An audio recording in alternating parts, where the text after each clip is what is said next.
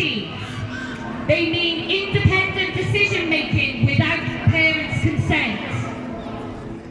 Body autonomy, the right to abortion, the right to comprehensive sexuality education, the right to have or sell sex, and government-provided transgender surgeries and to take hormones. When they say removal of barriers, us parents are the barrier.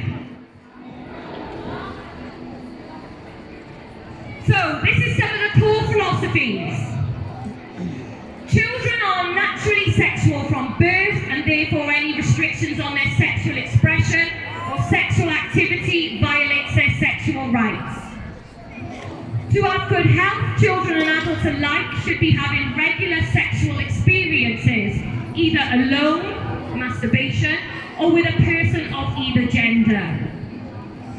A right to sexual pleasure, even at the youngest ages, is a primary human right and trumps all other rights. Guys, these are not my words, these are off their documents. Children have privacy and confidentiality rights that trump the rights for their parents to guide their education in the area of human sexuality.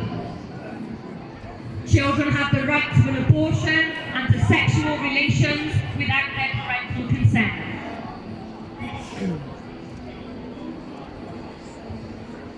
Most societal sexual gender norms, especially those based in religious beliefs, are repressive and unhealthy and should be changed. Children have the right to experiment with diverse sexual identities, orientations, and behaviours associated with them in order to develop a healthy sexual appetite. Youth are enlisted to combat homophobia, transphobia, and heterosexism, and to advocate for their sexual rights.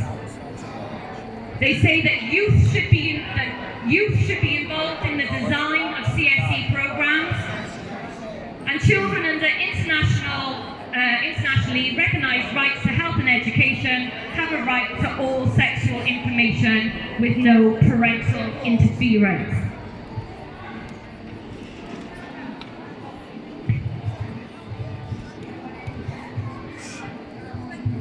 Okay, so a lot of information for you coming from me today, guys. So then you have the 7 key components of CSE. Again, these are on all documents. These are within the UNESCO, these are within IPPF, and these are the core ideas. So first is gender. To know the difference between gender and sex, understanding perceptions of masculine and feminine, consequences of gender bias, stereotypes, inequality, including self-stigmatization.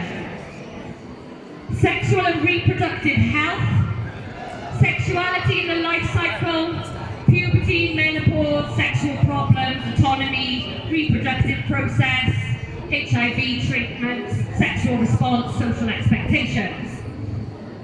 Sexual rights and citizenship. Knowledge of all international human rights, national policies, laws and structures that relate to people's sexuality. A rights-based approach to sexual and reproductive rights. Participation, practices and norms, sexual identities, advocacy, protection, negotiation skills. And I just want to point out, these negotiation skills are mentioned throughout the education. For parents for children to negotiate with their parents, but also for children to negotiate between each other. Pleasure, being positive about young people's sexuality, sex should be enjoyed, emotion, sexual response, gender, pleasure, sexual well-being, masturbation, love, lust. Violence, gender-based violence, non-consensual sex, unacceptable rights.